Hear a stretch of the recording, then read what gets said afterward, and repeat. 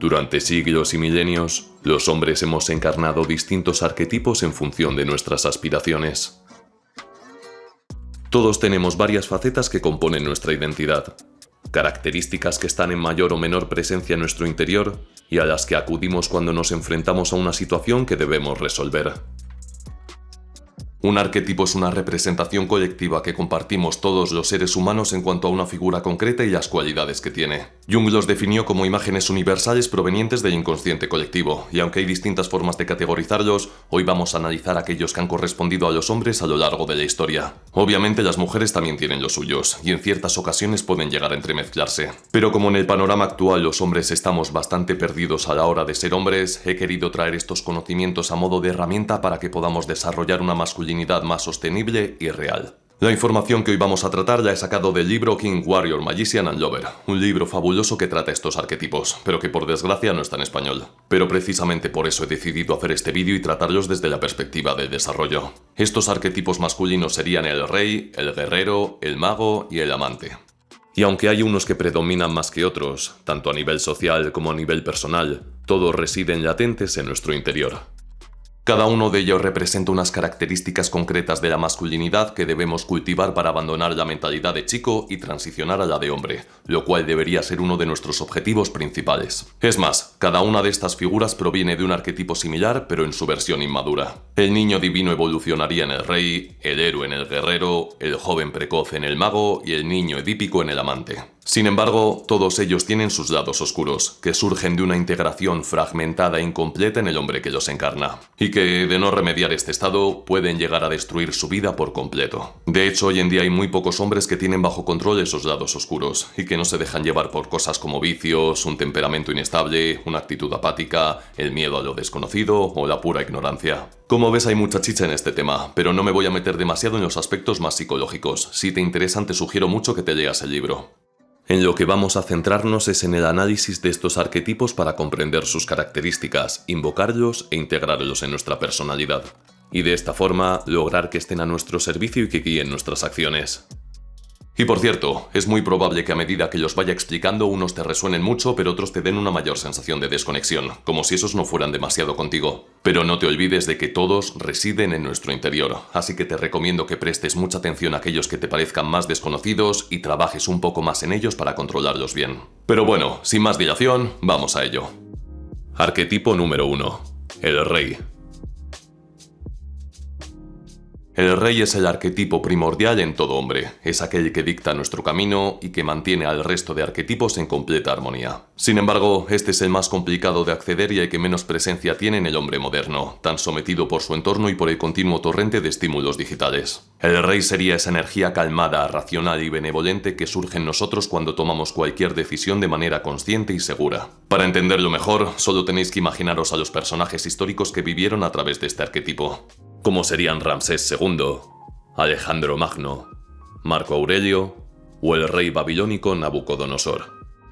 Y en cuanto a sus características principales, el rey tendría dos que todos nosotros deberíamos abrazar. La primera es el ordenamiento, el discernir con claridad y colocar cada cosa en su lugar para crear estructuras que sirvan a un propósito definido. Lo que Peterson llamaría establecer el orden en el caos, lo cual le convierte en un líder sumamente eficiente. Y la segunda sería la bendición, el dar nuestro visto bueno a aquellas cosas que juzgamos como correctas y mantenernos fiel a nuestra palabra. Esto implica aceptar y amar la realidad tal y como es, y desde esa aceptación, elegir con sabiduría dónde colocar nuestro foco para impulsar aquellas cuestiones que consideramos beneficiosas. Sé que esto puede sonar un poco complejo, así que si no lo captas del todo, quédate con esta idea. Cuando invocamos al rey que llevamos dentro, nos inunda una sensación de claridad racional que nos hace ver el mundo como un lugar maravilloso en el que dejar nuestra huella. El rey percibe, interpreta con calma, reflexiona con eficiencia y actúa con decisión para ordenar su vida y aquello que le rodea. Sin embargo, cuando no se integra correctamente aparecerían los arquetipos del tirano, que sería su lado oscuro y activo, o el del dirigente cobarde, su lado oscuro y pasivo. Sin lugar a dudas, el rey es el más poderoso de todos y el que más falta hace en la actualidad. Un hombre que controla su faceta de rey se convierte en un ejemplo natural que inspira a los demás a seguir sus pasos y convertirse en mejores personas. Y al mismo tiempo, les anima a separarse de él llegado el momento para que forjen su propio camino. Los hombres que integran bien a su rey acaban siendo los mejores padres, amigos, maridos y jefes. Así que no dudes en explorar esta faceta tuya. Aprende a aceptar lo que te rodea, a contemplarlo con calma y a tomar buenas decisiones que mejoren tu desempeño durante los años de vida que te quedan. El rey no solo piensa en sí mismo, sino que también piensa en cómo transformar el mundo a mejor y dejar su legado en él. Arquetipo número 2. El guerrero. Este es sin duda uno de los que más resuenan en los hombres, y esto se puede ver en la absurda cantidad de creaciones artísticas de todo tipo que representan la figura del guerrero. La fiereza de los espartanos, el honor de los samuráis, o incluso la maestría de los equipos de élite actuales, son cualidades que tienden a atraernos bastante. Esta es una faceta de la masculinidad que hoy en día se ha intentado ridiculizar y destruir, pero es literalmente imposible castrarnos en este sentido, ya que por mucho que la sociedad intente suprimir al guerrero, tarde o temprano acaba surgiendo, y si no se aprende a canalizar, lo hará a través de sus lados oscuros, que son el sádico violento, con quien tiende a confundirse con una frecuencia alarmante, o el masoquista autodestructivo, también muy presente hoy en día. El guerrero se caracteriza por su valentía, su decisión y por su impulso a tomar acciones en el presente. El guerrero es esa fuerza que te inunda cuando estás entrenando, cuando vas a hablar con seguridad a una mujer, o cuando dejas un trabajo en el que estás insatisfecho para emprender otro camino.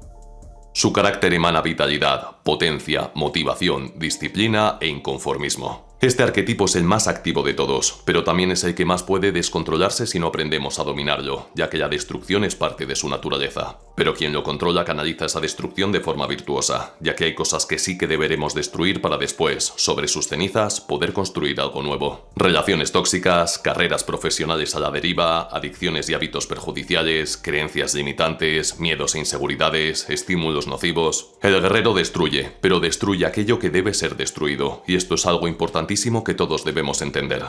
Por eso es fundamental que el desarrollo de la faceta del guerrero se acompañe de la del rey, para que sepa dirigirlo y aproveche todo su potencial. El otro día me puse una playlist llamada Sacrifice, Sacrificio, que tenía canciones épicas, nostálgicas y preciosas al mismo tiempo, y noté cómo empezaban a emanar en mí esas emociones que son difíciles de describir, pero que te animan a pelear por un propósito para darle sentido a tu vida y así poder morir satisfecho con lo que has hecho. Sé que esto suena un tanto poético, pero creo que sabréis a qué sensación me refiero. El caso es que me puse a ver los comentarios y había varias personas hablando sobre cómo esa música les hacía percibir la belleza en el sufrimiento y en el sacrificio, e intentaban describirlo lo mejor que podían. Y pensé, ese es el guerrero que todos llevan dentro intentando mandarles el mensaje de que busquen ese propósito por el cual sacrificarse para empezar a luchar por él. Que por cierto, os la voy a dejar en la descripción por si os interesa escucharla y ver qué os suscita. Ahora bien, para poder reforzar nuestra unión con esta faceta, lo que debemos hacer es proponernos una misión o una tarea y empezar a actuar cuanto antes. Su esencia es la acción, el coraje y el avance continuo, así que levántate y actúa, aunque no tengas ganas de hacerlo. Arquetipo número 3. El mago. Este arquetipo y el siguiente son los que más predominan en la actualidad, pero no precisamente en toda su plenitud. Sé que el mago tiene un nombre un poco esotérico y místico, pero si lo prefieres puedes llamarlo ingeniero, experto o erudito. La cuestión es que el mago es la figura que entiende la realidad, con todos sus procesos y sus mecanismos, y tiene los conocimientos necesarios para alcanzar un objetivo concreto. Los programadores, los contables, los editores, los psicólogos, los médicos... Casi todas las profesiones actuales dependen de que este arquetipo esté presente para adquirir y aplicar sus conocimientos en sus respectivos campos. El carácter del mago es el más técnico y racional de todos, y es aquel al que los demás acuden cuando necesitan ayuda para rellenar sus lagunas mentales.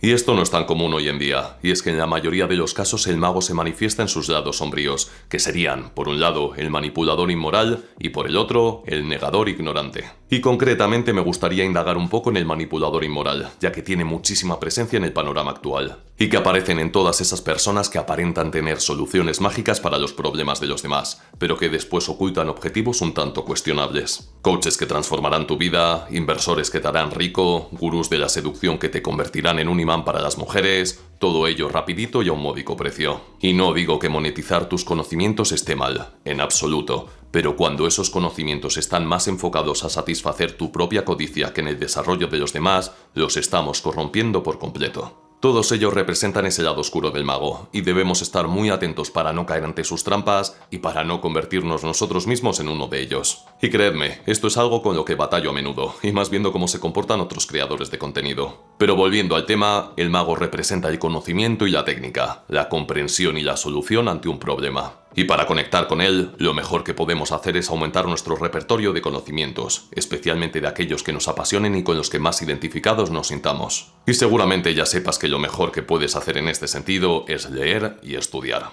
Zambúllete de lleno en el campo de tu preferencia y conviértete en todo un experto en esa materia. Y arquetipo número 4. El amante. Y por último tendríamos el arquetipo más disruptivo, aquel que se centra más en la cara sensorial de la realidad y cómo sacar su máximo potencial. El amante es la figura que siente, que experimenta el mundo y que aprecia todas sus tonalidades como parte de una unidad armoniosa. El amante utiliza sus sentidos para mejorar su experiencia de vida y conectarse con todo lo que le rodea, lo cual hace que pueda trascender esas sensaciones para conectar con un plano superior, que calificaríamos como espiritual.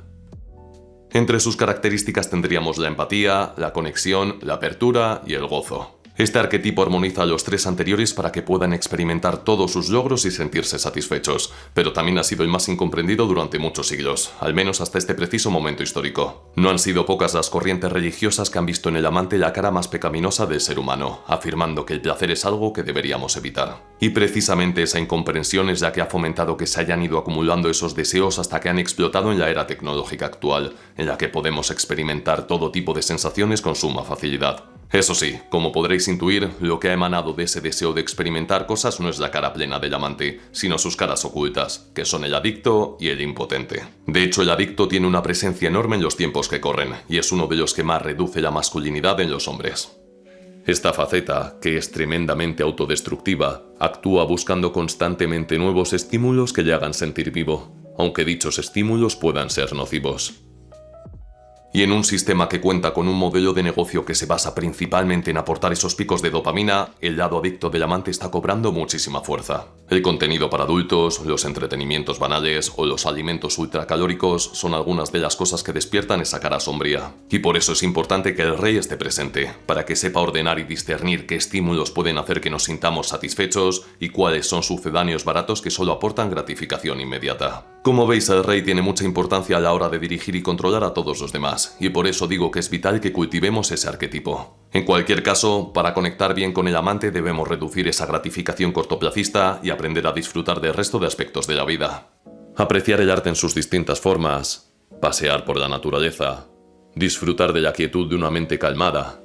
Todas ellas aportan esa satisfacción real que no es tan susceptible de generar adicción. Y hasta aquí el vídeo de hoy. Es un tema extenso y complejo, pero he intentado comprimirlo y simplificarlo para presentarlo en un solo vídeo. Pero igualmente, como me parece un tema interesantísimo, si os apetece que trate algún arquetipo con más profundidad en algún vídeo podcast o algo del estilo, no dudéis en dejármelo en los comentarios. No os olvidéis de que estas representaciones viven dentro de nosotros y que todos podemos fomentarlas y recurrir a ellas a voluntad, y que dejar de ser un chico para convertirse en un hombre pasa necesariamente por hacer este trabajo. En cada uno de nosotros estarán más presentes unos que otros, pero creo que haríamos bien en entender todos ellos y tenerlos bajo control. Espero que te haya gustado este vídeo tanto como a mí hacerlo, y recuerda que si te interesa ya tienes disponible mi primer libro, Indomable, a través del link que dejaré aquí abajo. Y ya sabes que si quieres trabajar conmigo alguno de estos aspectos o cualquier otro relacionado con tu desarrollo, siempre puedes solicitar una consulta privada a través de mi web, laduchafria.com. Espero que pases una semana estupenda y nos vemos pronto. Muchas gracias por llegar hasta el final. Y si te ha gustado el vídeo y te ha parecido interesante, no dudes en darle a like y suscribirte. Nos vemos en el próximo vídeo.